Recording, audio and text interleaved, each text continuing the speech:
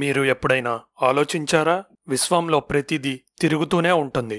అటు యాటమ్స్ నుండి గ్రహాల వరకు, చివరికి గ్యాలక్సీస్ కూడా సైలెంట్గా ఉండవు. అవి కాన్స్టెంట్గా తిరుగుతూనే ఉంటాయి. ఇలా ఎందుకు జరుగుతుంది? చంద్రుడు భూమి చుట్టూ తిరుగుతాడు. ఈ రెండూ కలిసి సూర్యుడి చుట్టూ తిరుగుతాయి. ఇంకా జూమ్ అవుట్ చేస్తే మొత్తం సోలార్ సిస్టమే పాలపుంత సెంటర్ చుట్టూ 250 మిలియన్ సంవత్సరాలకొకసారి తిరిగి వస్తుంది. ఇదే విశ్వం యొక్క రొటేషన్ కాన్సెప్ట్ కి అంతం కాదు. పాలపుంత మరియు 50 గ్యాలక్సీస్ గ్రావిటేషనల్ గా కలిసున్న స్ట్రక్చర్ ని లోకల్ గ్రూప్ అంటారు. పాలపుంత కూడా దీని గ్రావిటేషనల్ సెంటర్ చుట్టూ తిరుగుతుంది అని కనిపెట్టాం. ఈ మొత్తం కూడా విర్గో సూపర్ క్లస్టర్ అనే మహాద్భుతమైన స్ట్రక్చర్ లోపల తిరుగుతున్నాయి. మన స్పేస్ మిషన్స్ కూడా ఈ యూనివర్సల్ రొటేషన్ ప్రిన్సిపల్ మీద ఆధారపడి ఉంటాయి. ఒక స్పేస్ క్రాఫ్ట్ చంద్రుడి మీద ల్యాండ్ అయ్యే ముందు అది భూమి చుట్టూ తిరగడం అంటే ఒక ఆర్బిట్ ని స్థాపించుకోవాలి. ఇక్కడ నుండి చంద్రుడికి వెళ్లి మళ్ళీ దాని చుట్టూ ఆర్బిట్ అవ్వాలి. ఈ క్రమంలో కావలసిన ప్రదేశం పైకి వచ్చాక ల్యాండింగ్ సీక్వెన్స్ మొదలవుతుంది. గ్రహాలు, గ్యాలక్సీస్ అంత పెద్ద స్ట్రక్చర్సే కాదు, అణువుల కంటే సూక్ష్మమైన క్వాంటం ప్రపంచంలో కూడా అంటే స్పిన్ అనే కాన్సెప్ట్ ఉంది. కాకపోతే దీన్ని ముందు సైంటిస్టులు తప్పుగా అర్థం చేసుకున్నారు.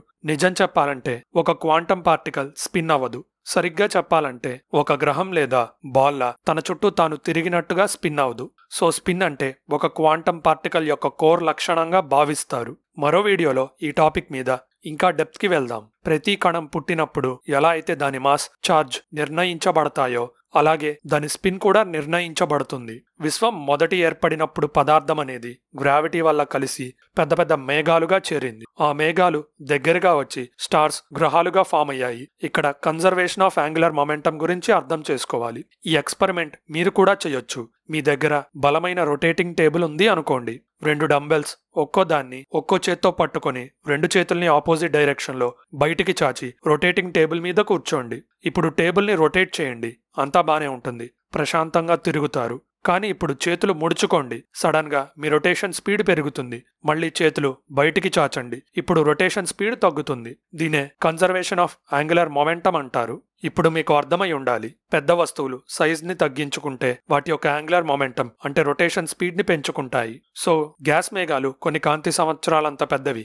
అవి గ్రావిటీ ద్వారా కొలాప్స్ అయ్యి స్టార్స్, గ్రహాలంత చిన్నగా మారినప్పుడు ఫాస్ట్ గా తిరుగుతాయి. ఇలా గ్రహాలు తమ యాక్సిస్ పై తిరుగుతాయి, సూర్యుని చుట్టూ తిరుగుతాయి. అలాగే గ్యాలక్సీస్ కూడా చక్రంలా తిరుగుతాయి.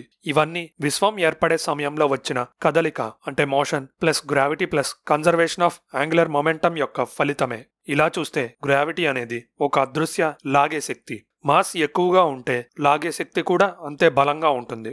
అలా అది సెంటర్ వైపు మొత్తం పదార్థాన్ని లాగుతుంది. కానీ విశ్వంలో మరో హీరో కూడా ఉంది, అదే యాంగులర్ మొమెంటం. తిరిగే ప్రతి వస్తువుకి యాంగులర్ మొమెంటం ఉంటుంది. ఇది మోషన్ ని బ్యాలెన్స్ చేస్తుంది.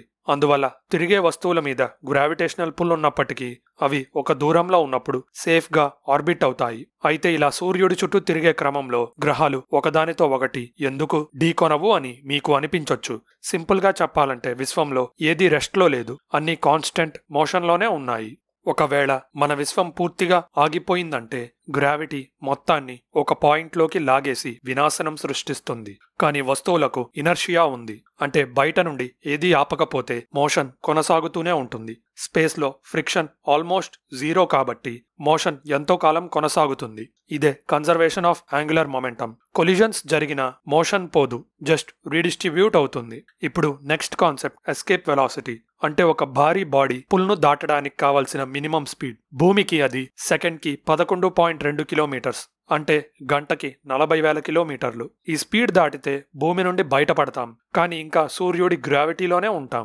సోలార్ సిస్టమ్ నుండి బయటపడాలంటే సెకండ్కి 43.5 కిలోమీటర్ల వెలాసిటీని అందుకోవాలి. అంత స్పీడ్ పొందడం అంత ఈజీ కాదు. అందుకే వోయేజర్ వంటి ప్రోబ్స్ ఇంధనం మీద కాదు, గ్రావిటేషనల్ అసిస్ట్ ద్వారా ప్లానెట్స్ గ్రావిటీని స్లింగ్ షాట్ మెనూవర్ లా వాడి ఎక్స్ట్రా స్పీడ్ అందుకొని బయటకు దూసుకెళ్లాయి.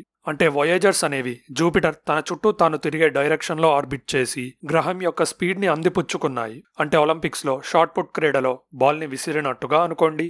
స్పేస్ ట్రావెల్లో గ్రావిటేషనల్ అసిస్ట్ ఎందుకు వర్క్ అవుతుందంటే ఎనర్జీ కన్జర్వ్ అవుతుంది. స్పేస్ క్రాఫ్ట్ పెద్ద ప్లానెట్స్ దగ్గరగా వెళ్లి వాటి మొమెంటంలో కొంత భాగాన్ని తెచ్చుకుంటుంది. ఫలితం ఫ్యూయల్ ఎక్కువ అవసరం లేకుండా సూర్యుడిని తప్పించుకునే ఇంటర్స్టెల్లార్ వెలాసిటీ అందుకుంటుంది. అయితే మన సోలార్ సిస్టమ్ నుంచే ఎస్కేప్ అవ్వడం కష్టమంటే మరి పాలపుంత నుండి ఎస్కేప్ అవ్వడం ఇంకెంత కష్టంగా ఉంటుంది?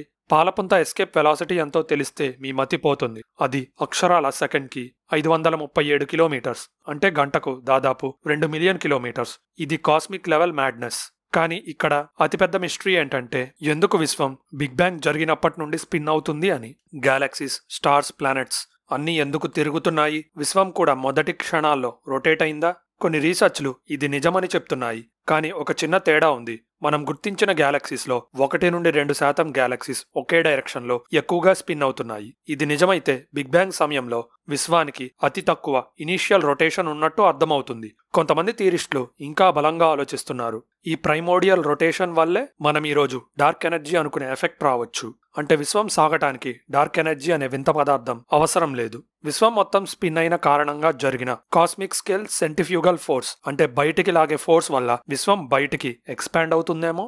అయితే మన యూనివర్స్ స్పిన్ అవుతుంది అని ఇప్పటి వరకు నిజమైన ఆధారాలు అయితే దొరకలేదు.